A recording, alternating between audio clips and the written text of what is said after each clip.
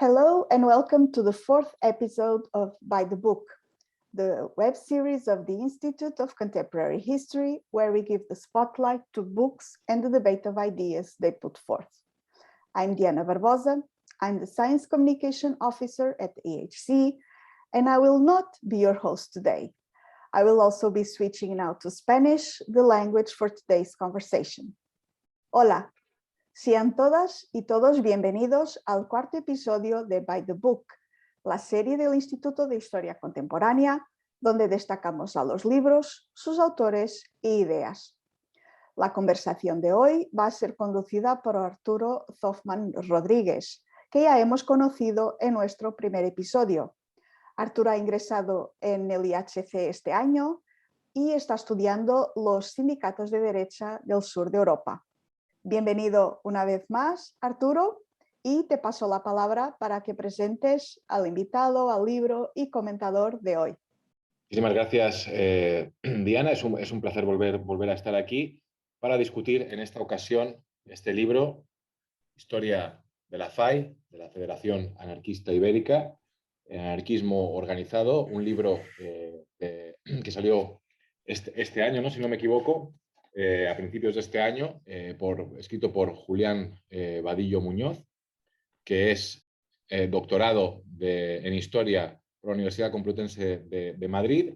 Actualmente trabaja como profesor en un centro de enseñanza secundaria y en la Universidad Carlos III.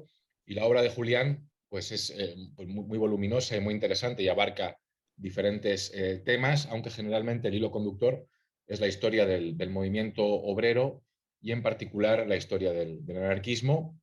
Tiene varios estudios biográficos muy interesantes sobre personajes como Mauro Bajatierra o Soledad Gustavo, pero también historias de otro tipo, por ejemplo, sobre el movimiento obrero en Alcalá de Henares, sobre el anarquismo en la Revolución Rusa, y obras más genéricas, digamos, como esta que vamos a discutir hoy, sobre la Federación Anarquista Ibérica, o esta otra que salió hace un par de años también, que es una historia de la CNT, de la Confederación Nacional del Trabajo. Por lo tanto, es un placer tener aquí a Julián hoy con nosotros para discutir su obra, y el comentador del libro va a ser Rubén Pérez Trujillano, que es investigador postdoctoral en el Instituto de Historia Contemporánea, doctorado en Historia del Derecho por la Universidad de Sevilla. Tiene una amplia obra también centrándose particularmente en la historia del derecho y su dimensión social. Actualmente está estudiando pues la cuestión de la represión, conflictos laborales, conflictos agrarios durante la Segunda República desde la óptica de la historia del derecho y de la judicatura. Tiene varios libros, uno de los cuales recibió el premio Blas Infante en 2016, sobre la historia del derecho, pero también sobre otras temáticas, incluyendo la historia del anarquismo, del movimiento obrero.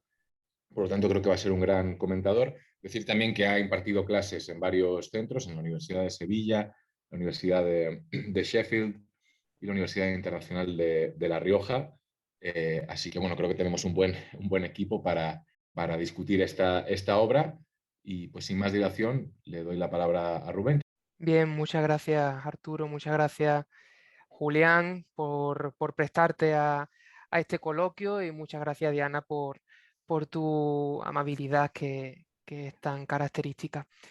Bien, tenemos un libro, igual que Arturo Zoffman, tengo aquí los dos libros, la historia de la FAI y la historia de la CNT. Son libros que deben ir de la mano, que componen entre los dos un tándem inescindible. Y bueno, vamos a hablar del último, de la historia de la FAI, de la Federación Anarquista Ibérica, pero sin embargo va a ser necesario volver siempre la mirada un poco más atrás al libro sobre la historia de la CNT.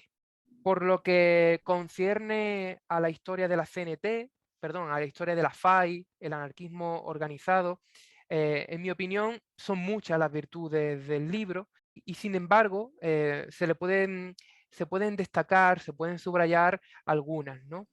En primer lugar, y lo ha remarcado ya Arturo Zoffman, se trata de una obra de síntesis histórica, ¿de acuerdo? Por lo tanto, es precisamente una obra de recomposición del perfil histórico de la FAI, y por lo tanto es inevitable que en ocasiones reclame quizá mayor profundidad en el tratamiento de algunas cuestiones, pero para eso, como ya decía, pues podemos dirigir la mirada hacia la historia de la CNT o hacia un tercer pilar de esta obra que el propio Julián Vadillo pues ya ha anunciado, que es la historia del anarquismo durante el franquismo y la etapa postfranquista, ¿no?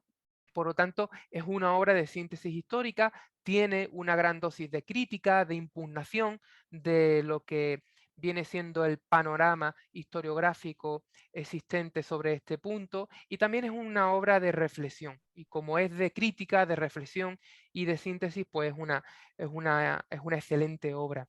Un segundo punto que me parece que merece la pena subrayar como un punto muy positivo del trabajo es el modo en el que delimita el objeto de estudio, el anarquismo y en concreto la FAI.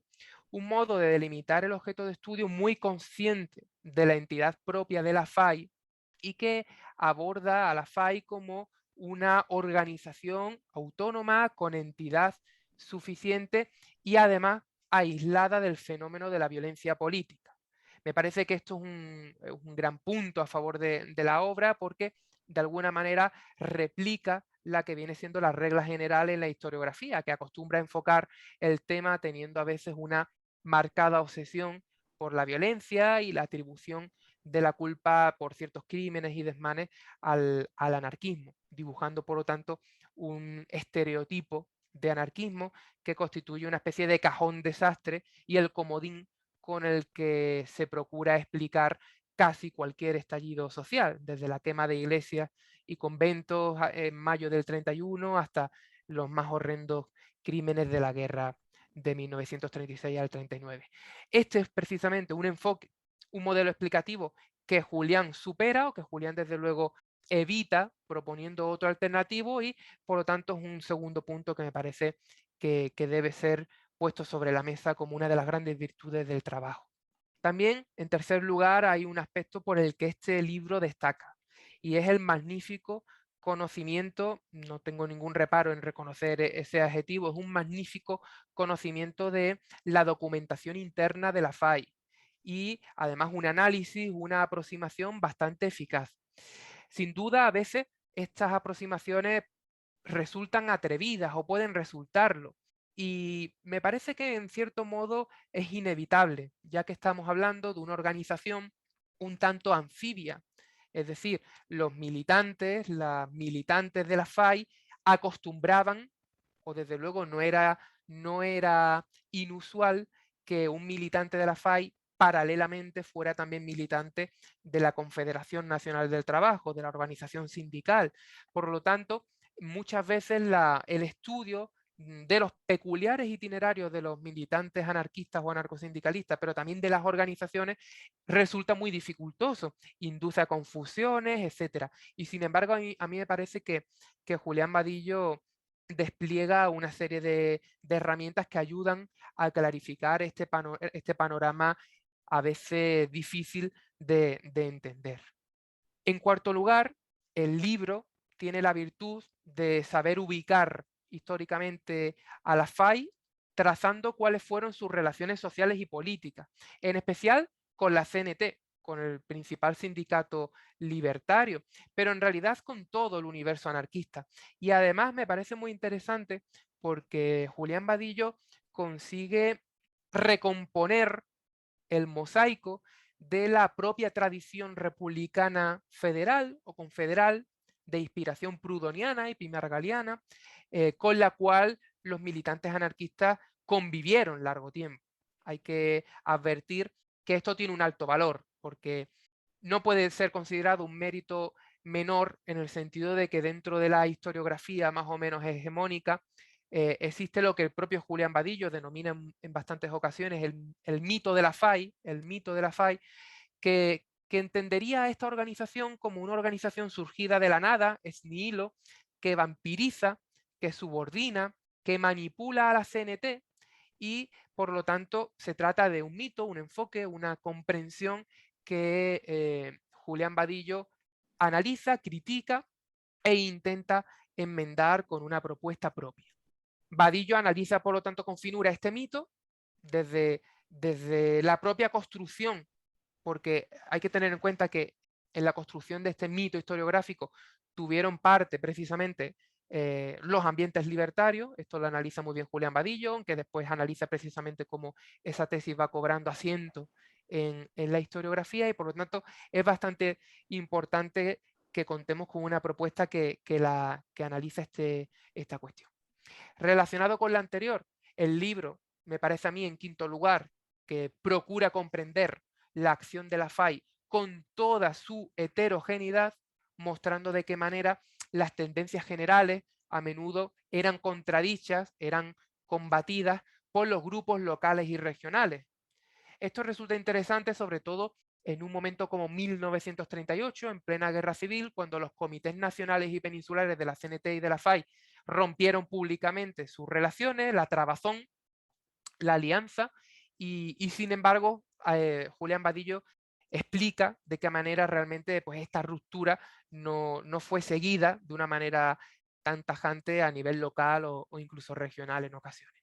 También analiza un segundo mito, junto al mito de la FAI, pues sería el mito del apoliticismo dogmático, a priorístico e incondicional del anarquismo y de la FAI, que se trata de un mito que habría hecho de esta organización un enemigo total, irreconciliable de la República, y que por lo tanto habría hecho de la FAI, si no de todo el movimiento anarquista por entero, un problema irresoluble y llamado a colisionar trágicamente con la nueva institucionalidad democrática.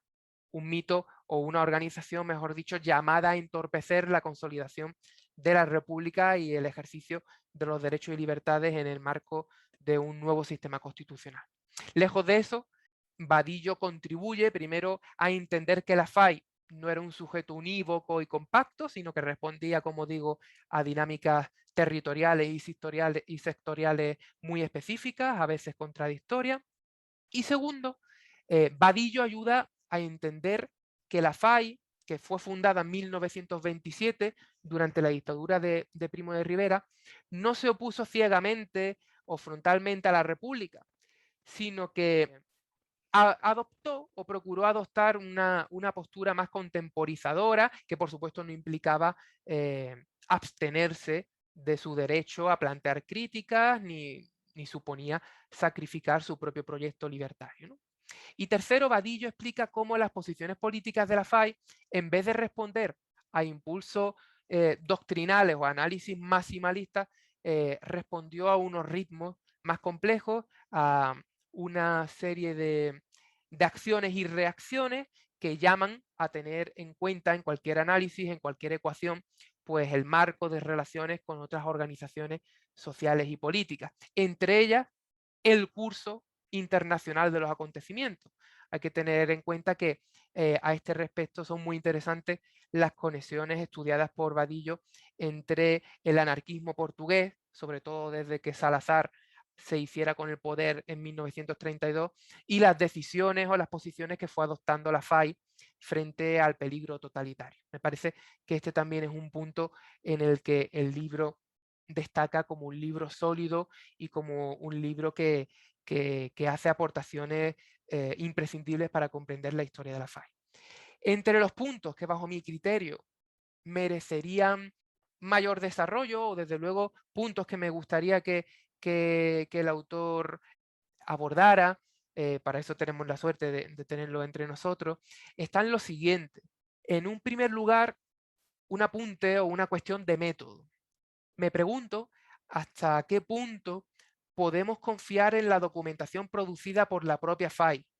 Quiero recordar, bueno, aquella dicotomía que hacía Marvin Harris entre la perspectiva EMIC, que sería aquella que tendría en cuenta los conceptos, las categorías genuinas de los propios participantes de una cultura, en este sentido, la cultura libertaria o faísta, y por otro lado, la perspectiva ética, que sería una perspectiva que pondría en valor conceptos y categorías significativos para el observador, en ese sentido, pues para el analista histórico, ¿no? El historiador. Me parece conveniente, y el libro lo hace, polemizar los lugares comunes, el mito de la FAI, etc. Pero me pregunto, ¿no sería necesario poner en cuarentena, distanciarse un poco más de las actas, de los artículos, de los manifiestos en los cuales los propios militantes de la FAI se autojustifican o, a la inversa, desacreditan y combaten las posiciones de los demás? Por ejemplo, cuando analiza el libro Los documentos del Pleno de Manresa de 1927, es verdad que estos documentos arrojan una imagen muy nítida de una organización, la FAI, que no nace con el propósito de controlar a la CNT. Sin embargo, quizá pues, atender a esto desde luego no es suficiente. Habrá que acudir a la propia práctica de la FAI para saber si terminó manipulando o subordinando a la CNT o no. La tesis de Julián es desde luego contraria, no la manipuló y de hecho a menudo llevó una posición secundaria a remolque la FAI de la CNT. Pero bueno, me parece interesante plantear esto, ¿no? Hasta qué punto podemos fiarnos de la propia FAI para hablar de sí misma. Después hay un aspecto interesante y relacionado con el mito de la FAI, y es, bien, dando por válida la creación de ese mito que tuvo una función política y después ha tenido un arraigo historiográfico, yo me pregunto por qué se construyó ese mito. Es decir, ¿por qué es el mito de la FAI y no el mito de la CNT o el mito de otra organización del movimiento obrero? ¿Por qué esta suscitó tanto oscurantismo o tanta amenaza? Y después en la obra hay un concepto fundamental que es el concepto de trabazón, de alianza, ¿no? De interpenetración, de permeabilidad, orgánica a veces y casi siempre personal, por esta cuestión de la doble militancia, ¿no? de los faístas y los cenetistas. Sin embargo, es muy interesante porque, además, la obra de Vadillo lo explica, es muy interesante porque esta trabazón resulta que es anterior y constituye casi un elemento central de la tradición libertaria y de la tradición republicana federal, que durante mucho tiempo igualmente fue conociendo la doble militancia, ¿no? Un obrero lo mismo era militante del anarquismo como podía ser militante del Partido Federal de Pi Margall. Entonces, me pregunto en qué momento se rompió la trabazón entre anarquistas y federalistas. Lo pregunto porque luego durante la Segunda República, y Julián Vadillo lo trata, aparece un fenómeno, a mi juicio, muy interesante, que es el de la extrema izquierda parlamentaria, los llamados jabalíes, que parece poner de relieve que esa vieja trabazón no se había disuelto todavía, que todavía mantenía una cierta vigencia. ¿O no? Le pregunto por si Vadillo considera que se trata de un fenómeno excepcional o ya del último aliento de la trabazón entre federalismo y anarquismo. Y por último, en cuarto lugar, me parece importante que el autor diga unas palabras, si lo tiene bien, sobre la tesis o el modelo explicativo de las sucesivas oleadas revolucionarias, el llamado ciclo insurreccional del anarquismo, que presenta la historia del anarquismo como un choque frontal, casi bélico y no solo ya teórico, con el Estado. Ya en su anterior libro, en la historia de la CNT, Vadillo puso en cuestión este fenómeno. También lo ha hecho Ángel Herrerín en su libro Camino a la Anarquía.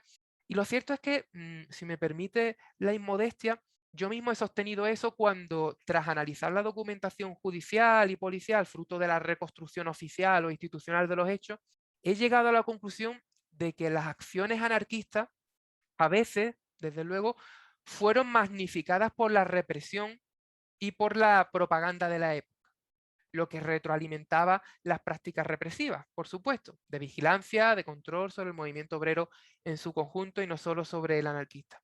Entonces quería preguntarle a Julián Vadillo cuál es su opinión sobre el modo en el que la historiografía, y a veces la mejor historiografía social y política, absorbe de manera casi imperceptible los relatos parciales, partidarios, de uno de los sujetos históricos, en este caso, el aparato de Estado. ¿Cómo lastra, cómo perjudica, si es que perjudica, este hecho al conocimiento histórico del anarquismo, como sujeto histórico, como movimiento? Y además le quiero preguntar, y ya sí que finalizo, si cree, siendo un problema, o en caso negativo, pues aquí acabaré la pregunta, pero si cree que es un problema aislado o si es un problema que podemos constatarlo, que podemos localizarlo en otros objetos de estudio, no solo en el objeto de estudio más ligado al movimiento obrero. En fin, quedo muy agradecido a Julián Vadillo por su amabilidad, a Arturo Zoffman y a Diana Barbosa. Muchas gracias. Muchas gracias, Rubén, por tus comentarios, ¿no? Muy interesantes. Y pues Julián Vadillo, tienes la palabra para responder y elaborar y comentar. Bien, pues muchísimas gracias. Agradezco muchísimo la invitación al instituto, a Diana por toda la parte técnica que es tan importante para este tipo de encuentros, y a Arturo y a Rubén por sus palabras, la presentación y el esfuerzo de Rubén de leerse un libro, desgranarlo, hacerlo migajas, como diría Gainsbourg, y luego ponerlo encima de la mesa para generar un debate, cuestión que creo que es fundamental dentro del campo historiográfico. Y creo que es un tema que estamos dejando de lado muchas veces los historiadores, los del debate historiográfico, es decir, confrontar las ideas en los medios académicos para poder extraer conclusiones generales que nos puedan acercar un poco a los distintos estudios, y creo que este tipo de actos, etcétera, son fundamentales para poder desarrollar estas cuestiones. Así que muy agradecido de estar hoy aquí con todos vosotros, con expertos en la materia, para poder debatir sobre este libro, sobre historia de la FAI y sobre el anarquismo en general. Yo, evidentemente, tengo que hacer una explicación, y es por qué se hace un libro de historia de la FAI, o por qué yo hago un libro de historia de la FAI, o por qué me meto en esta historia de reconstruir la historia de la FAI. Y en primer lugar es porque alrededor de la FAI hay un vacío historiográfico. Hay muchas historias del anarquismo, hay historias de la CNT, hay historias parciales del anarquismo en lugares concretos, pero no hay monografías que aborden la historia de la FAI, excepto en dos casos.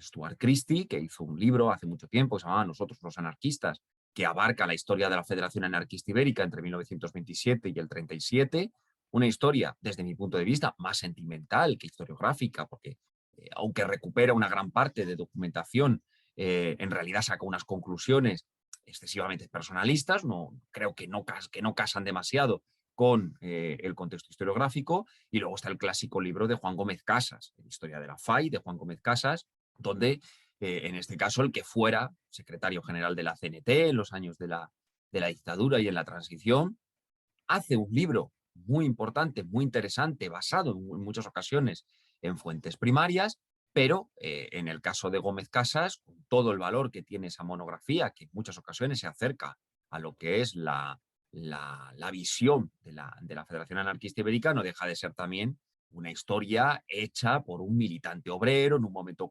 concreto, tal y como Anselmo Lorenzo, Manuel Buenacasa, etcétera, habían hecho en otros casos. Pues en este caso Gómez Casas toma como ese testigo, ese relevo, para hacer, en este caso, una historia de la FAI. Previamente hizo también una historia del anarcosindicalismo español, con lo cual es, junto con la de Stuart Christie, las pocas monografías que existen sobre una historia de una organización en concreto, de la Federación Anarquista Ibérica.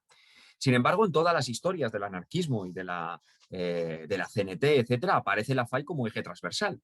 Y a mí ahí había una cosa que me llamaba la atención, y era que la FAI siempre, o casi siempre que aparecía en esas monografías, lo hacía con un eje concreto. Y el eje concreto era, o bien era una organización que controlaba la CNT, había nacido con el objetivo de guardar la pureza ideológica, en este caso, de un organismo sindical. Se hablaba de la dictadura de la FAI abiertamente, es decir, son, digamos, la vanguardia revolucionaria que dentro del organismo sindical vela por los intereses ideológicos. En segundo lugar, la ubican automáticamente a una organización insurreccional en los años de la República, es decir, si todas las insurrecciones que protagonizaron los anarquistas, la FAI está detrás de ella, es protagonista a través de acuerdos, a través de posiciones. Y también el mito de la violencia. Es decir, cuando hablamos de la FAI, automáticamente tenemos que hablar irremediablemente de la violencia política. ¿De acuerdo? ¿Quiénes son los que en realidad fomentan estas cuestiones?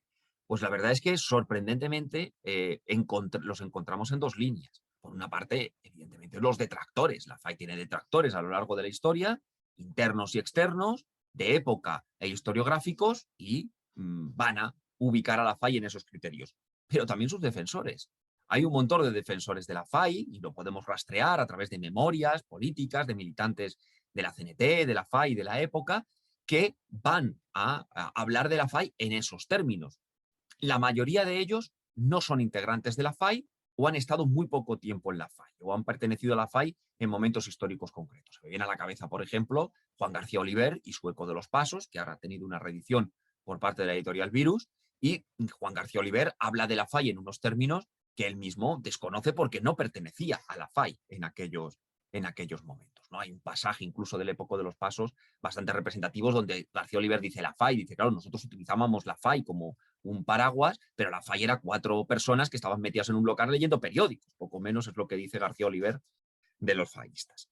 Esto, evidentemente, lo que generaba es una nebulosa alrededor de la FAI, un comodín, un cajón desastre, donde poder dar lectura a determinadas cuestiones historiográficas.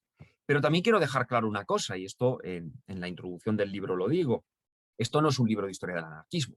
El anarquismo la FAI es una organización anarquista, pero en realidad el anarquismo trasciende a la FAI, trasciende a la CNT y es un movimiento muchísimo más amplio. Es decir, si tenemos que hacer una historia del anarquismo, abarcaríamos muchas más cuestiones. Pero sí es cierto que la FAI es una de sus organizaciones más representativas. Dentro de ese anarquismo, la FAI tiene una representación, tiene una estructura, tiene una importancia o preponderancia que desde luego había que sacar a reducir. Igualmente ha sido un libro complicado de hacer. Rubén ha marcado algunas cosas. La historia de la CNT es hacer una historia de la CNT o reconstruir la historia de las sociedades obreras, del mundo societario, es, no voy a decir más sencillo, porque sencillo no es nada en historiografía, y más cuando por eso los historiadores nos dejamos las pestañas en los archivos y en las hemerotecas buscando esa información, pero es verdad que la carga documental que el movimiento sindical tiene no es comparable a la que tienen los grupos anarquistas. Los grupos anarquistas se difuminan más, rastrearlos son mucho más complicados porque dejan menos documentación. Por eso yo he querido basar este libro en fuentes primarias y secundarias, evidentemente, pero sobre todo primarias, algunas de ellas no explotadas. Y ahora hablaré de ellas porque Rubén ha hablado, una de las preguntas en las que me ha interpelado ha sido precisamente por las fuentes, en este caso los archivos de la FAI. Además es un libro, por qué no decirlo, realizado en plena pandemia. Yo tenía pensado hacer unos viajes a París, a Ámsterdam, etcétera, para estar en contacto directo con las fuentes y no fue posible. Al final todo tuvo que ser online, peticiones, etcétera, que todos los archiveros que trabajan en esos lugares, tanto los archivos históricos franceses como en el archivo histórico de Ámsterdam o incluso en Madrid, la Fundación Anselmo Lorenzo, etcétera, donde se atesoran estas fuentes, pues me lo han facilitado con mucha amabilidad y he podido hacer este libro en unas circunstancias complicadas, ¿no? Por el entorno que nos ha tocado vivir. Bien, yo lo que he intentado en el libro ha sido responder a la pregunta ¿qué es la FAI? La FAI como una organización de grupos anarquistas que se federan por afinidad. Bueno, los distintos grupos tienen distintas afinidades. Ahí lo conforman determinados militantes y estos a su vez consideran que una posibilidad de extender las ideas anarquistas es a través de una coordinación de esos grupos. Eso sería el objetivo de esa Federación Anarquista Ibérica, pero que el nacimiento de la FAI, pues como todo en historia, no viene de la nada, sino que tiene sus antecedentes históricos en el siglo XIX, que la Alianza de la Democracia Socialista o la Organización Anarquista de la Región Española son entidades similares a los que los faístas van a impulsar a partir del año 1927 y que los anarquistas siempre van a tener en España, digamos, un modelo dual de organización. Por una parte, una organización específica que desarrolle en el campo político las ideas y la propaganda anarquista y por otra, su especial atención al campo societario y sindical porque consideran que los anarquistas españoles en particular consideran que el campo del movimiento obrero es el más permeable para la extensión y difusión del modelo organizativo libertario. Hay una anécdota, por ejemplo, que los anarquistas franceses le preguntaban a Fernando Tarrida de Mármol a finales del siglo XIX que por qué los anarquistas españoles tenían esa facilidad o calaban tanto dentro de la opinión pública y obrera del país. Y Tarrida de Mármol lo dijo directamente porque están organizados. porque ellos quieren estar organizados, ¿no? Y esto rompe ya también un poco esa idea de que el anarquismo es un movimiento antiorganización o que no cree en los modelos organizativos. Todo lo contrario, el anarquismo es un movimiento que desde el principio cree en el modelo organizativo y, ojo, un movimiento organizativo dentro de los campos legales, porque si quieren construir a nivel sindical una organización de masas, las organizaciones de masas no se construyen en la clandestinidad, necesitan un marco legal para poder desarrollarse y eso es lo que van a buscar permanentemente los anarquistas, ¿no? He querido mostrar una FAI que cómo enriquecía estos organismos, estos grupos anarquistas, este organismo en general, el debate del movimiento libertario. Es decir, ¿de qué hablan los grupos de la FAI? ¿Qué le preocupa a los grupos de la FAI? Porque normalmente siempre nos dicen que los grupos de la FAI están hablando constantemente de sindicalismo, pero no es cierto. Los grupos de la FAI hablan de muchas cosas. Hablan de alternativas sociales, hablan de la extensión de las ideas anarquistas, de la propaganda, de sus periódicos, de sus centros de actuación, de grupos excursionistas. Es decir, es un grupo, es una entidad muy diversa, ¿no? Ahí, por ejemplo, donde entronco también al anarquismo portugués, porque, bueno, la FAI nace en España, en Valencia, de casualidad, porque en realidad el congreso que se iba a celebrar para la fundación de la Federación Anarquista Ibérica no se iba a celebrar en Valencia, se iba a celebrar en Lisboa, iba a ser en Portugal donde naciese la FAI. Problema que tiene los anarquistas portugueses, que en el 26 hay un golpe de Estado que encabeza Carmona, establece una dictadura e impide, en este caso, desarrollar con completas libertades estas actuaciones. Y al final la dictadura de Carmona se convertirá en la de Salazar en el año 32, etcétera, y el anarquismo portugués quedará proscrito. Pero desde luego el anarquismo portugués es capital y de hecho en muchas ocasiones bastante más avezado y más avanzado en cuestiones organizativas que los anarquistas españoles, que ciertamente están mucho más preocupados en la década de los 10 en construir un organismo sindical fuerte como era la CNT, que no en crear una federación de grupos anarquistas como aparecerá ya a finales de esa década o sobre todo en la década de los 20.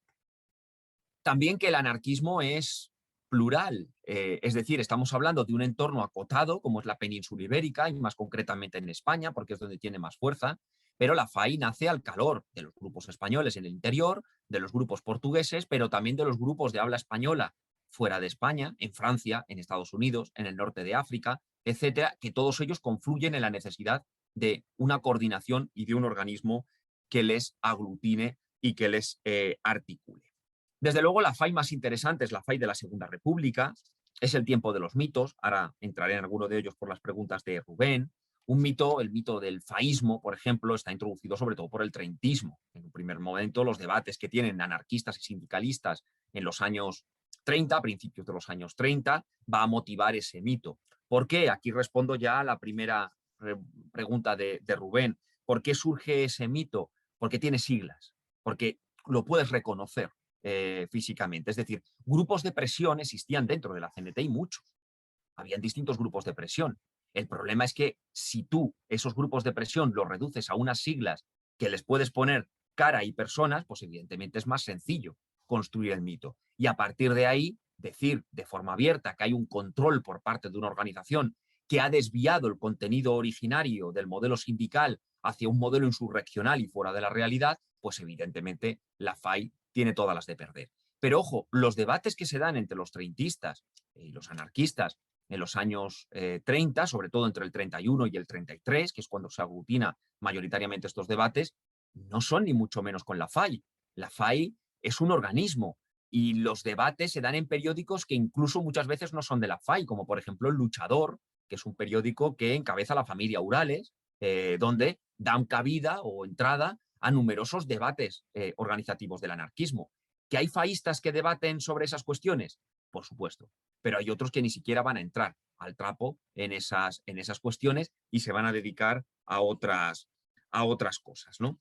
Sin embargo, a pesar de que durante los años de la Segunda República Española nos han transmitido esa idea del treintismo, de las insurrecciones, del mito de la FAI, etcétera, no es lo más importante de la FAI de esos momentos. ¿Qué tenemos que destacar de la FAI de la Segunda República? El debate ideológico, cuál es el rol que tienen que jugar los grupos anarquistas en el territorio español, el peligro, por ejemplo, que ellos mismos marcan de lo que está sucediendo en Europa. Tú, Rubén, lo has marcado muy bien. No podemos hacer historias nacionales aisladas de lo que está sucediendo en el entorno. Estos personajes se mueven por lo que sucede en su alrededor Y, por ejemplo, ¿qué está sucediendo alrededor de España en los años 30? Pues que Portugal ha caído en una dictadura, que los nazis ganan las elecciones y establecen la dictadura en Alemania, que en Austria en el 34 pasa cuestiones similares con gobiernos autoritarios, y eso pone en guardia a todos estos grupos de la posibilidad de que España pueda caer en un régimen corporativo de carácter fascista, dictatorial, que suprima las libertades y persiga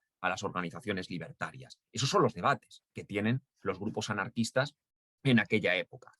También sus proyectos y proyecciones. Hablamos mucho del comunismo libertario de Isaac Puente, pero proyectos libertarios de futuro, de cómo podría ser organización de una sociedad libertaria, hubo muchos en la Segunda República, desde Isaac Puente, el de Mauro Bajatierra, el de Diogo Abad de Santillán, otros algunos que ni siquiera están en la FAI, como por ejemplo Federico Urales, que también habla de un modelo de organización alternativa. Es decir, ellos están hablando de estamos en una situación revolucionaria o prerrevolucionaria y tenemos que plantear posibilidades alternativas. Ojo, no como un programa político, porque el anarquismo no tiene un programa político, pero sí como una guía estructural de cómo podría ser una hipotética sociedad libertaria. En tercer lugar, el enfoque transnacional e internacional. El anarquismo está dentro de un entorno nacional y transnacional. Está en contacto permanente con Europa, con África del Norte, etcétera, con la idea de poder, de Estados Unidos, América Latina, de poder establecer relaciones de interdependencia entre los grupos. Y luego la trabazón. La trabazón, que me detengo un poco en ella, la trabazón es digamos, el mecanismo de conexión entre las estructuras de la FAI y de la CNT. Y de hecho, la trabazón es el mejor ejemplo de que ambas entidades son independientes, en el sentido de que proponen puntos de encuentro en el que ambos organismos tengan cuestiones en común. ¿Cuáles son esos organismos en común? ¿O cuáles son esas cuestiones en común? La primera, los presos. Los dos organismos tienen presos en las cárceles. Entonces, hay que coordinarse para la defensa de los presos. Los comités pro presos están compuestos por representantes de la CNT y por representantes de la FAI. En segundo lugar, los comités de defensa confederal. Esos comités están creados por la CNT y en algunos lugares la CNT da acceso a la FAI, a esos comités. En otros no. En otros no le permite que la FAI esté. ¿De acuerdo? Con lo cual, no es la FAI la que determina su entrada, sino la CNT, que por algo es el organismo superior. Tengamos en cuenta una cosa. La CNT tiene 500.000 de afiliados y la FAI no sobrepasa los 7.000. Es imposible que 7.000 dominen a 500.000 de afiliados. Y en tercer lugar, los comités revolucionarios. En medio de una marea revolucionaria o de una situación prerrevolucionaria que los anarquistas pensaban que era la década de los 30, establecer un comité de conexión entre los que ellos consideraban que eran las dos organizaciones que defendían el modelo revolucionario alternativo, la CNT y la FAI. ¿De acuerdo? De estos tres puntos de trabazón, el que tiene verdadero éxito o el que funciona de forma más óptima es el comité pro presos. Los otros dos no, porque en el comité, los grupos de defensa confederal, la FAI entra en zonas muy concretas, Cataluña, algunas zonas de Valencia y poco más, en Madrid también, y los comités revolucionarios son un auténtico fracaso, porque no vamos a descubrir ahora que la estrategia de la CNT en el primer bienio republicano, a partir del año 32, de enfrentamiento directo con las fuerzas y con el Estado republicano, es un auténtico fracaso, pero fracaso reconocido por los propios libertarios en el Congreso del 36, es decir, nos hemos equivocado porque era imposible derrocar al capitalismo. Bien, en este sentido, la FAI tiene sus divisiones entre los que apoyan y los que no apoyan, un hipotético pacto con los socialistas, y luego tenemos la FAI de la guerra, que es una FAI que rehace su estructura, deja de ser una organización de grupos y a partir del año 37 se convierte prácticamente en un partido político, en una agrupación anarquista. Ya no es la afinidad lo que une a la FAI en aquellos años, sino otras cuestiones como solo la entidad puramente ideológica, declararme anarquista y afiliarme a una organización, ¿no? Hasta llegar a ese divorcio que hablaba Rubén entre la CNT y la FAI a finales del año 1938. Respondo a tus preguntas para pasar al coloquio. Confiar en los documentos de la FAI. No, yo los documentos de la FAI, como toda documentación por parte de historiador, hay que someterla a un visionado y a una contrastación con el periodo en el que se desarrolla. De hecho, no solo hablo de documentos de la FAI, sino que también he utilizado documentos de otros archivos, también de la CNT, documentos históricos del Archivo Histórico Nacional, de los archivos franceses, es decir, es una colección de distintos centros. Pero el problema es que los archivos de la FAI no los había trabajado casi nadie. Es decir, el archivo del Comité Peninsular de la FAI casi nadie los ha trabajado. Me viene a la cabeza, por ejemplo, Sandra Souto, que sí, en los años 30 en Madrid abordó los documentos de la FAI que había consultado en Ámsterdam, y quizá el que también has citado tú, Ángel Herrerín, que también conoce la existencia de ese archivo del Comité Peninsular de la FAI. Pero las historias del anarquismo o del anarcosindicalismo que se han desarrollado en los últimos años, o autores que abordan la Segunda República y hablan de la CNT y de la FAI, no echan mano de la documentación de estos organismos. Sí del PSOE, sí del PC, pero no de la CNT ni de la FAI, con lo cual era un archivo por explorar, y ahí yo ahí he descubierto muchas cosas. Es decir, ¿de qué hablan los grupos anarquistas? ¿De qué hablan en sus plenos? ¿De qué hablan en sus reuniones? ¿De qué hablan cada una de sus regionales? Y te das cuenta que no están hablando de lo que nos están diciendo, que hablan de otras cosas. Entonces, eso sí que es extremadamente cierto. ¿Qué le interesa al Grupo Nervio de Barcelona en 1935? ¿Qué le interesa al Grupo Los Intransigentes de Madrid en el año 1933 o 1934? Pues eso evidentemente te lo dice su documentación orgánica y sus plenos peninsulares o sus plenos locales. ¿De acuerdo? Por eso esta documentación es extremadamente valiosa, porque en ningún caso ha sido explotada por el resto de la historiografía. La cuestión del mito de la FAI es lo que explicaba anteriormente. Tienen unas siglas, es fácil de ver, es algo visible, tiene sus órganos de expresión, etcétera, y es fácil achacar esa responsabilidad a un organismo como tal. Y si encima a eso le añades que a lo largo de la historia, sobre todo durante el franquismo y la transición, incluso algunos militantes anarquistas que teóricamente tendrían que ser defensores o parte de la FAI, se adhiere a esa posición de que la FAI estaba ahí para controlar a la CNT, pues evidentemente tienes un cóctel explosivo, ¿no? Que luego no se corresponde con la realidad. De hecho, una razón sencilla, siempre nos dicen Durruti, Ascaso, García Oliver, Federica Montseny, eran de la FAI, es el sector faísta. Bueno, Durruti, Ascaso y García Oliver entran en la FAI muy tarde. García Oliver a finales de 1934 y Federica Montseny ya en el año 36. Es decir, son gente que entran en la FAI a lo largo del periodo republicano. En la FAI, ¿quién está? Los hermanos González Inestal, Diego Abad de Santillán, Cipriano Mera, Eleuterio Quintanilla, Mauro Bajatierra, que son personajes que a lo mejor no nos suenan tanto, pero en aquella época estaban en primera línea y ellos sí forman parte de los grupos anarquistas de la FAI. Sobre el ciclo insurreccional, yo devolvería la pregunta. ¿El ciclo insurreccional es del anarquismo? ¿O el ciclo insurreccional es de la clase obrera que no se siente conforme, canalizado en algunas ocasiones por sus entidades sindicales, con las reformas que está introduciendo el primer bienio?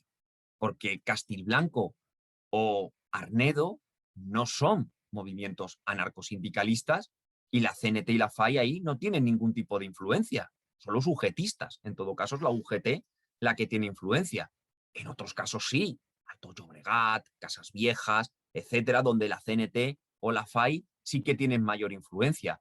¿Por qué responden de esa manera? Por ejemplo, un diario como La Tierra en muchas ocasiones nos da la respuesta, y La Tierra no es un periódico anarquista, aunque escriban los anarquistas. Y lo que dicen es que la República prometió, o ellos creían que la República iba a desarrollar determinadas cuestiones con las que se sienten defraudados o no se sienten identificados, y por eso se rebelan. No es la República que querían o no eran las medidas que esperaban. Además de que para los anarquistas la proclamación de la República en el 31 es como el primer paso para una revolución todavía más profunda, ¿no? Que sería una revolución de carácter libertario para la que la población española en el 31, según ellos mismos, tampoco estaba preparada. ¿Vale? Y luego la vinculación esta de los anarquistas y los federalistas. Es evidente que hay un vínculo, unos vasos comunicantes entre el anarquismo y el republicanismo federal, y de hecho en algunos sitios comparten espacios. He hablado del periódico La Tierra. En La Tierra escribe personajes como César Falcón, como José Antonio Balbontín, como Eduardo Barriovero, y junto a ellos Mauro Bajatierra, Melchor Rodríguez, los González Inestal, que son integrantes del anarquismo. ¿Dónde viene el divorcio? El divorcio viene durante los años republicanos. Viene durante los años republicanos porque, por ejemplo, a la altura del año 33, Estos federales lo que quieren es montar una candidatura política propia y hablan de la creación de partidos políticos como por ejemplo el Partido Social Ibérico, que lo va a encabezar pues, Salvador Cánovas Cervantes, Eduardo de Guzmán, etcétera. Todos ellos afiliados a la CNT, porque están afiliados sindicalmente a la CNT. Pero sin embargo, para los anarquistas, la situación política de la clase trabajadora en los años 30 no la soluciona un partido político minoritario, la tiene que solucionar un planteamiento revolucionario a medio largo plazo, y por eso rompen con ellas. Además, en Madrid, que es donde existe mayor trabazón en estas líneas, por ejemplo, la CNT funda su propio periódico, que es el CNT, y la FAI tiene el suyo, que es el Libertario. Dejan de colaborar en líneas generales con esa prensa de la extrema izquierda republicana, que es verdad que en las Cortes son muy combativos y que, por ejemplo, Eduardo Barriovero tiene el carné número 4 de la CNT madrileña. No son anarquistas, pero ellos sindicalmente se sienten identificados con el modelo del anarcosindicalismo. Pero también es verdad que el anarquismo, cuando llega a las circunstancias, no duda en participar en determinadas cuestiones. ¿Alguien pone hoy en duda, a 2021, con los estudios que tenemos encima de la mesa, que los anarquistas participan activamente en las elecciones de abril de 1931? Votan a las candidaturas republicanos socialistas. ¿Alguien duda que hay zonas donde el anarquismo participa en las elecciones de febrero de 1936, dando su confianza a las candidaturas del Frente Popular? También lo hace. De hecho, hay algunos testimonios de Durruti, de militantes de la CNT de Zaragoza, que incluso a veces lo hacen hasta abiertamente, es decir, piden el voto abiertamente por las izquierdas. Hay un leitmotiv, y con esto acabo, del movimiento libertario a lo largo de la Segunda República. Yo hago mucha mención al el editorial que Solidaridad Obrera sacó en abril de 1931, el 15 de abril de 1931, cuando se proclamó la Segunda República. Ese editorial decía una cosa muy básica, y es: no somos entusiastas de una república burguesa, pero no vamos a permitir una nueva dictadura. Evidentemente, los anarquistas no eran entusiastas de la república burguesa, no estaban de acuerdo con un Estado burgués, iban a buscar el modelo alternativo del comunismo libertario. Pero si hay alguna posibilidad de que España haya una regresión de las libertades democráticas y se instale una dictadura, los anarquistas no van a dudar en ponerse enfrente de todo eso, caiga quien caiga y sea quien sea, ¿no? Y esa es también la razón por la que después podemos entender el colaboracionismo del anarquismo en los años de la Guerra Civil con la Segunda República Española, porque para ellos lo prioritario en un momento dado es la revolución social. Sí, van a defender las conquistas revolucionarias, por supuesto, pero lo prioritario era vencer al fascismo, que para ellos era el que podía subvertir o dar la vuelta al proceso político que habían iniciado en los años 20. Muy bien, Julián, muchas gracias por tus respuestas, tus comentarios, tus interesantes reflexiones sobre la motivación del libro, sobre la historiografía existente, sobre el proceso de elaboración del mismo, las fuentes. Creo que ha sido muy, muy interesante. Yo personalmente tengo también quizás algunas preguntas. También me leí el libro con mucho interés y detenimiento, pero pues antes de... Yo me guardo mis preguntas para el final si hubiera tiempo. Entonces, Rubén, no sé, quizás si quieres responder a lo que dijo Julián. Muchas gracias, Julián, por la explicación y por esta oportunidad, y muchas gracias, Arturo, por cederme la palabra.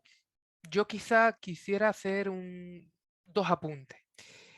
Primero, has hablado del proyecto social del anarquismo, cuya base era el comunismo libertario, ya fuera por la formulación de Isaac Puente o por la de Federico Urales, quien fuera, ¿no? Pero hay un rasgo, hay un elemento interesante aquí, y es que todas estas grandes formulaciones teóricas, medianamente sistematizadas, remiten a los años 30.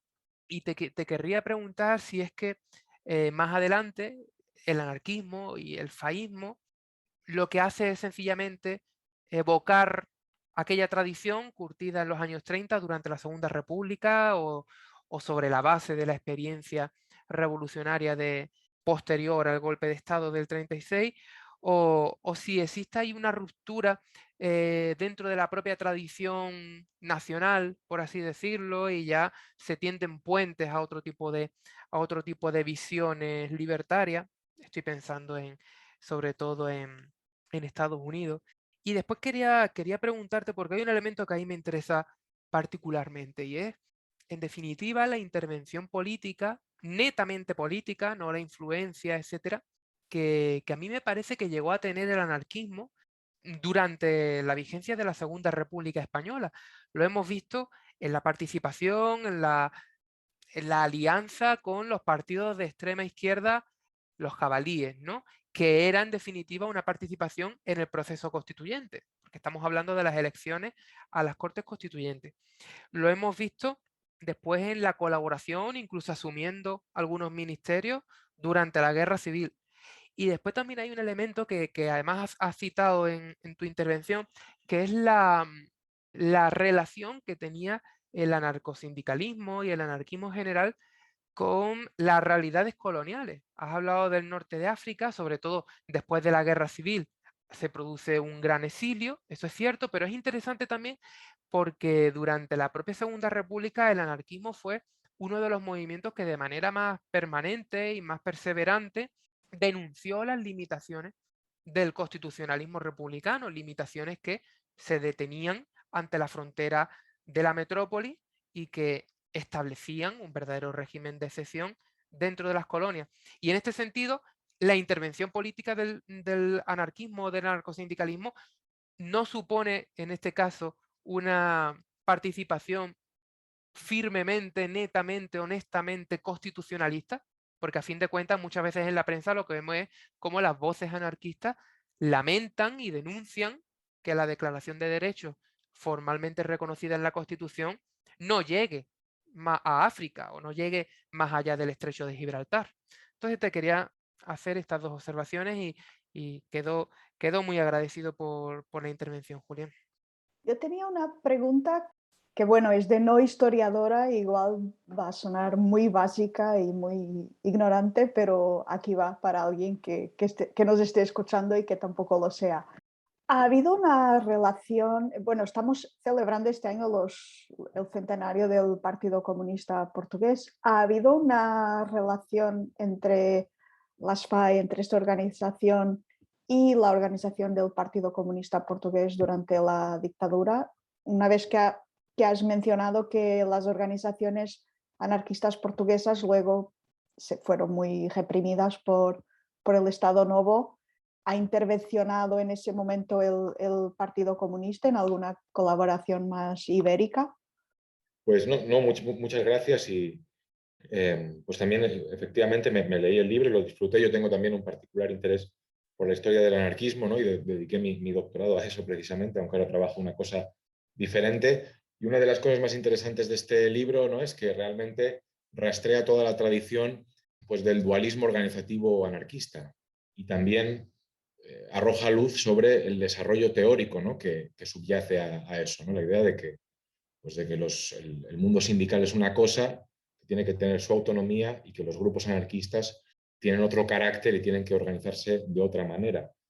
Y tú también, digamos que pones bastante énfasis en la cuestión de la represión, ¿no?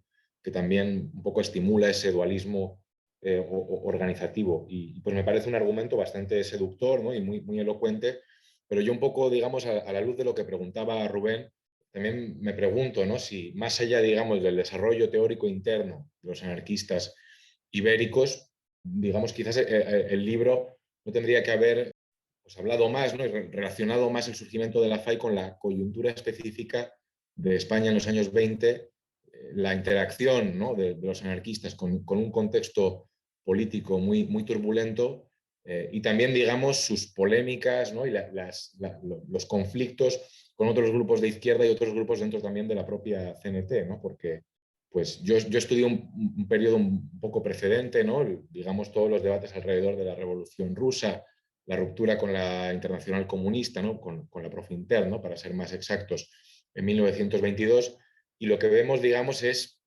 un contexto de un fortísimo choque entre diferentes corrientes dentro de la CNT, en particular con los llamados comunistas sindicalistas, que a pesar de ser minoritarios y tener un peso cuantitativo muy reducido, muy modesto, yo sí que veo que son amplificados, ¿no? Y son vistos como un verdadero peligro y como un caballo de Troya del Partido Comunista dentro de la CNT. Y de hecho te escuchaba hablar, ¿no? Mencionaste a personajes como Buenacasa o Bajatierra, que jugarían un papel muy importante en la FAI. Estos personajes están en la primera línea de batalla contra los comunistas sindicalistas, ¿no? En esas polémicas feroces, ¿no? De comienzos y mediados de los años 20. Y también polémicas fuertes con los llamados sectores sindicalistas que conducirán a una ruptura en los años 30, ¿no? Con los treintistas. Entonces yo me pregunto, ¿no? ¿Cómo valoras tú esas polémicas tan fuertes que se producen unos pocos años antes de la creación de la FAI, ¿no? O sea, no hay un deseo, ¿no? pues de organizar mejor la intervención anarquista dentro de la CNT en un contexto en el que este organismo se ve cada vez más disputado, ¿no? Y que hay diferentes facciones que pugnan por intervenir en ella, ¿no? Es una pregunta sobre esta coyuntura, ¿no? de los años 20, que yo veo que sí que tiene particularidades. Esa continuidad que tú trazas es muy interesante y sin duda es muy útil, ¿no? Tenerla en cuenta, pero sí que veo que los años 20 tienen sus especificidades. Y luego, pues tenía un par de preguntas más sencillas, ¿no? Y que no requieren de tanta elaboración, ya me voy a callar. En primer lugar, bueno, Rubén preguntó sobre el federalismo, es una pregunta muy interesante. Yo pregunto también sobre la cuestión del iberismo, ¿no? El iberismo como una ideología, como un marco teórico, ¿no? España, pero también Portugal, digamos, qué papel juega, ¿no? en la ideología anarquista de esta época. Y luego otra pregunta que también tiene relación con el tema de la trabazón, relaciones con la CNT, que es más allá, digamos, de la personalidad institucional de la FAI y de la CNT, que están separadas y demás, que así lo afirman, ¿no? En sus documentos. Me pregunto también sobre digamos, la composición humana, ¿no? De estas organizaciones y el grado de trasvase de militantes que hay entre una y la otra, ¿no? Estos 7.000 militantes de la FAI, específicamente, ¿qué papel juegan en la CNT? ¿Tienen cargos dirigentes? ¿Qué grado de intervención tienen en los sindicatos? Entonces esas son mis preguntas y pues te damos la palabra, Julián. Muchas gracias a los tres por vuestras preguntas. Voy a empezar por el final. Voy a empezar por las preguntas del profesor Zofman, porque bueno, a mí la Revolución Rusa ha sido otro de mis objetos de estudio. O sea, la implicación del anarquismo ruso, la proyección de la Revolución Rusa a nivel internacional que genera el terremoto, que genera la Revolución Rusa en todas las organizaciones políticas y sindicales de Europa y del mundo, que va a llevar, por ejemplo, a la fundación de los partidos comunistas como un tercer agente político dentro de los países en el movimiento obrero, pues evidentemente ocupó y ocupa todavía una parte importante de mi investigación, y de hecho uno de los capítulos, uno de los epígrafes de uno de los capítulos de este libro está dedicado a los debates que el anarquismo tiene respecto a la Revolución Rusa, es decir, que ese fenómeno cómo va a incidir en el anarquismo español. Es evidente que la Revolución Rusa causó una sensación grata en los sectores obreros y, de hecho, curiosamente, en España el anarquismo es quien más entusiasta fue de esa Revolución Rusa, sin conocer todavía en primera hora cuál era o cuál es el modelo que se está desarrollando en Rusia a partir de octubre del año 1917, ¿no? Pero Solidaridad Obrera, si tú que eres un experto en el tema, comprobarías cómo en Solidaridad Obrera poco menos parecía que en Rusia se estaba proclamando el anarquismo y que era una sociedad sin Estado, y que incluso algunos tienen que llamar a la calma y decir, bueno, chicos, Lenin y Trotsky no son precisamente unos anarquistas, aunque se les tiene como mucha estima al principio en todo este tema. Es verdad que surge un sector dentro de la CNT que se adhiere a las posiciones pro-bolcheviques, sobre todo sindicalistas comunistas, en la línea de pues, lo que es Andreunín, Maurín, Ibáñez, Arlandis, todos estos personajes que formarían un grupo muy dinámico, muy interesante y que dará lugar a la formación de la Federación Comunista Catalano-Balear, posteriormente, los grupos, los comités de sindicalistas revolucionarios dentro de la CNT. Pero el problema que va a surgir es que van a chocar con lo que es el modelo sindicalista revolucionario que defiende la CNT. El modelo sindicalista revolucionario que proviene de la Carta d'Amiens de 1906, que ha desarrollado a lo largo de ese tiempo la CGT francesa y que la ha transmitido también a la CNT española. Cuando estos delegados, primero va Ángel Pestaña como delegado al Congreso del Comintern, habla con los dirigentes bolcheviques ve cuál es la misión o el papel que tiene que tener los sindicatos en la revolución, porque para los bolcheviques el sindicato está por debajo del partido, es el partido el que marca la línea y el sindicato sigue esa línea, es decir, el sindicato solo es una asociación profesional y sin embargo para los sindicalistas revolucionarios no solo es una asociación profesional, sino también es un sujeto revolucionario, es decir, un fenómeno de transformación. Pues ahí va a haber ya una colisión, es decir, ojo que lo que se está desarrollando en Rusia no casa con nuestro modelo. El peligro que le veía, y de hecho hace poco me he leído un libro que no me ha gustado demasiado sobre una biografía que han hecho de André Unín, pero el peligro que veían en estos sindicalistas bolcheviques o bolchevizados era que querían o pretendían, lo primero, que la CNT se convirtiese en una organización de vanguardia, es decir, fuese una organización vanguardista dentro del proletariado.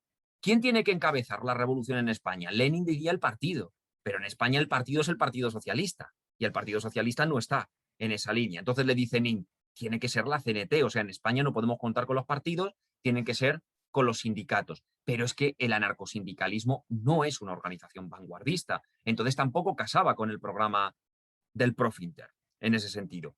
Claro, estos grupos intentan captar o controlar la organización sindical y al final pierden en la conferencia de Zaragoza de 1922, donde la CNT decide salirse de los organismos comunistas y al final se va a adherir a la Asociación Internacional de los Trabajadores que ha fundado Rudolf Rocker en Alemania y que sigue un modelo sindicalista revolucionario. Desde luego es uno de los debates más interesantes que hay dentro del anarquismo, porque es un momento crucial, es un momento en el que la CNT, como en otros lugares de Europa, el anarcosindicalismo o el sindicalismo revolucionario ha optado por adherirse a partidos políticos comunistas o convertirse en vanguardia revolucionaria. Eso lleva a la CGT francesa a romperse en 1000 pedazos y tras el Congreso de Tours será el Partido Comunista Francés quien dirigirá todas esas cuestiones. Sin embargo, en España eso no se da. En España ni el Partido Socialista ni la CNT, digamos, siguen las disposiciones organizativas que se están desarrollando ni en el Cominter ni en el Profinter, porque son minoritarios, porque el modelo político y sindical en España lo conciben de otra manera y evidentemente Buena Casa y Baja Tierra tienen un papel fundamental.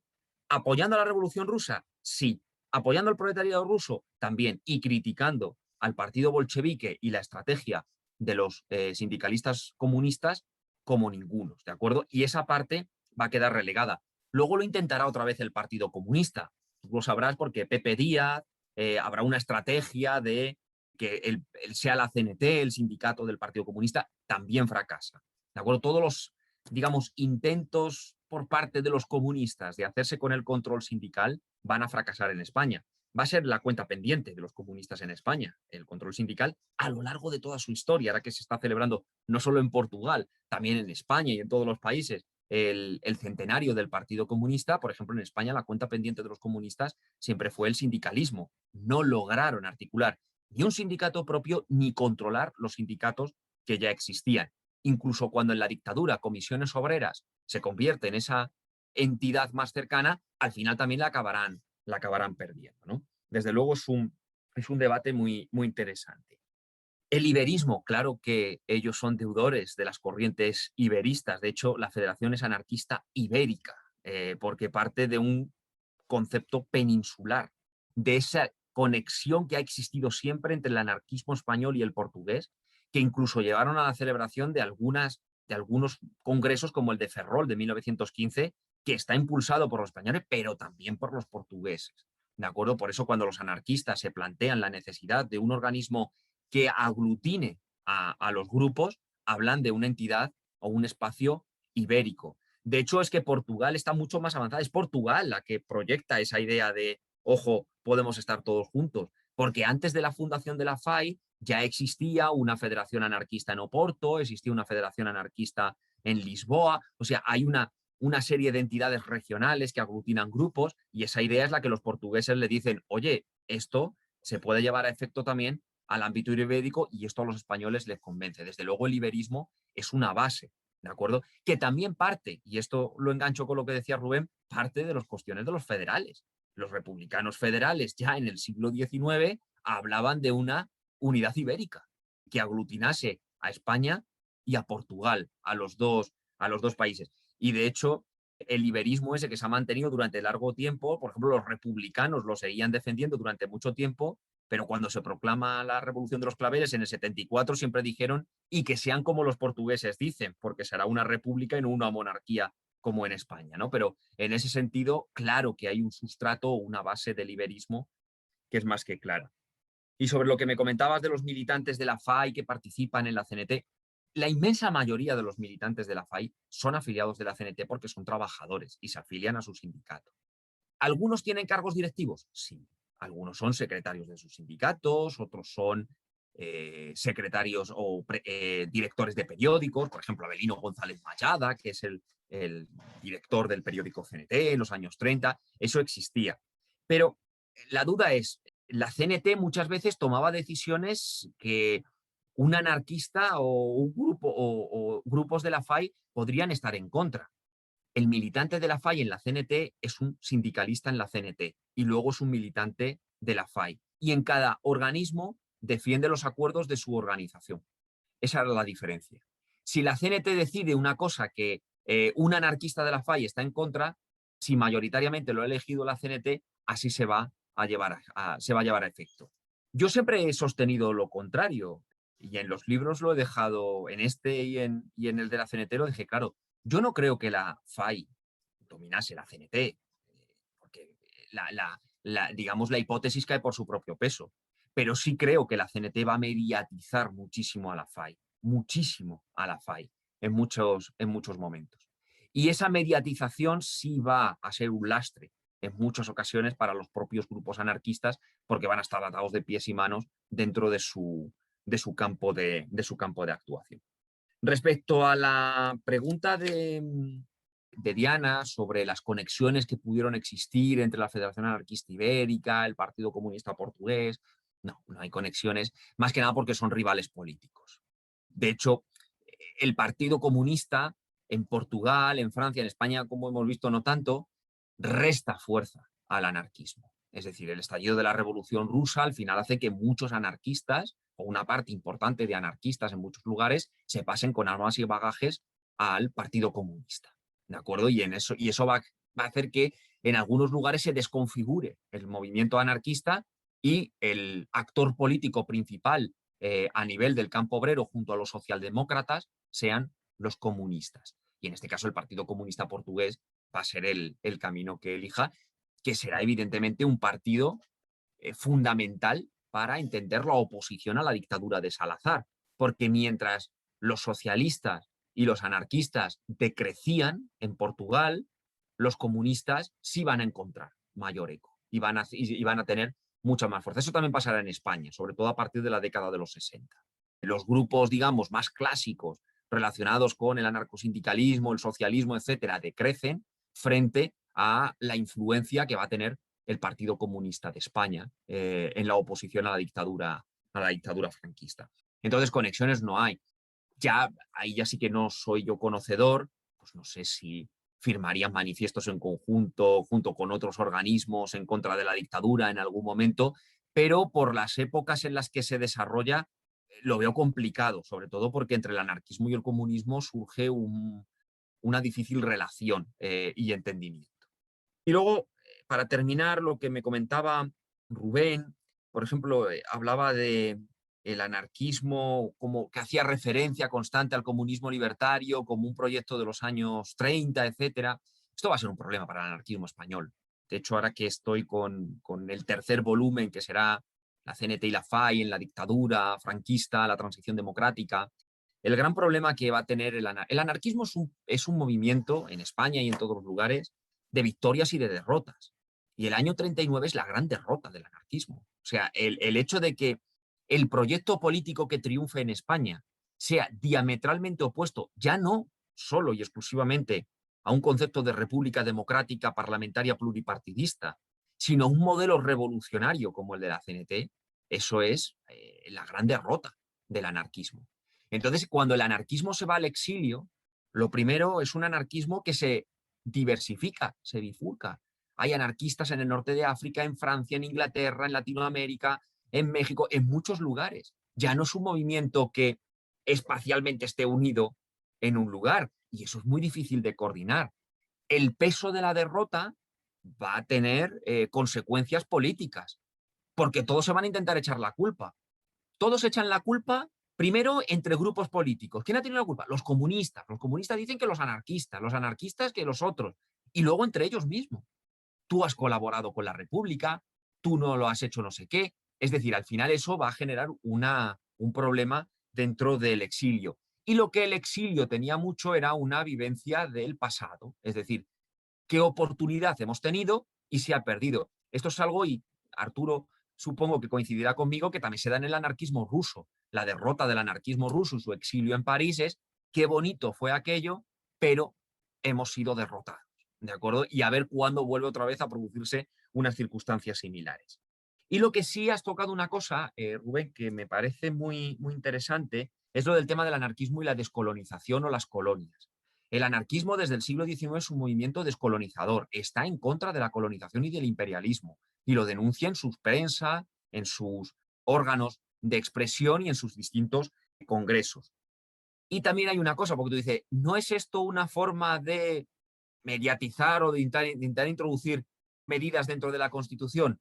Claro, los anarquistas, por ejemplo, nunca lo van a reconocer, pero su movilización social, su movilización política está destinada a influir socialmente.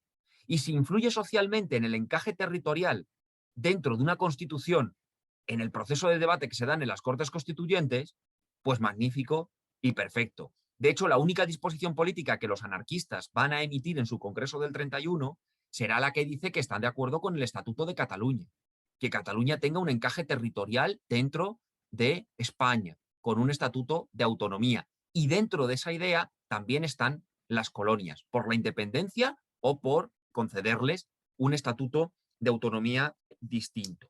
Y la vinculación política, es verdad que llama mucho la atención que los anarquistas fuesen ministros. Es que el anarquismo, como cualquier movimiento político, cuando toca responsabilidades es contradictorio, claro, si es que eso va a pasar siempre. Eso no nos tiene que sorprender. Pero la vinculación política o la implicación política de los anarquistas se va a dar durante el siglo XIX. Hay anarquistas en los cantones, defensores del modelo bakuninista que van a apoyar el cantonalismo, no como organización, es decir, no es la Federación Regional Española la que lo apoya, pero sí fulanito en tal lugar que se implica dentro de la organización cantonal. Y el cantonalismo, más que le pese a Engels, no es un movimiento bakuninista, es un movimiento republicano, puramente republicano federal. Y ahí están participando muchos internacionalistas, algunos de los cuales defienden también ese modelo, ¿no? Con lo cual la vinculación o participación política de los anarquistas se dio con mucha anterioridad a la propia Guerra Civil y a la Segunda República. Muchísimas gracias, Julián, por tus respuestas. Y pues muchísimas gracias, ha sido súper interesante, la verdad, y muy, muy fructífero. Y pues han quedado algunas cosas en el tintero, pero ya habrá tiempo para desarrollar más la discusión y pues espero que las que vean este programa, pues que tengan interés por leer el libro, ¿no? Y por la historia del anarquismo en general, que es interesantísima y súper rica y, como vemos, tiene toda clase de matices y de elementos que todavía son poco conocidos, ¿no? Entonces, por mi parte, pues nada más. Muchísimas gracias. En nombre del programa By the Book del Instituto de Historia Contemporánea de la Universidad Nova de Lisboa.